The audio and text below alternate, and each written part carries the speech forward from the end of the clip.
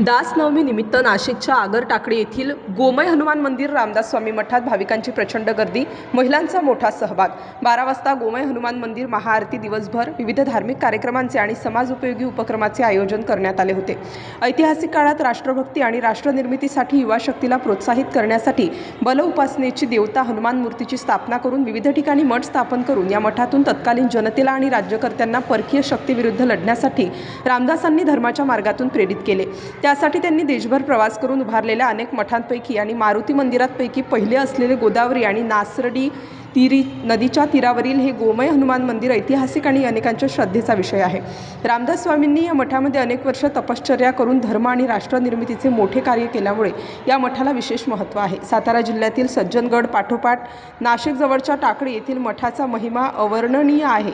दास नवमी, हनुमान जयंती याबरोबर इतर महत्त्वाच्या दिवशी या मठामध्ये विविध प्रकारचे धार्मिक आणि समाजोपयोगी कार्य सुरू असून आगामी कुंभमेळ्याच्या काळात या मठाचे महत्त्व अधिकच महत्त्वपूर्ण ठरणार आहे।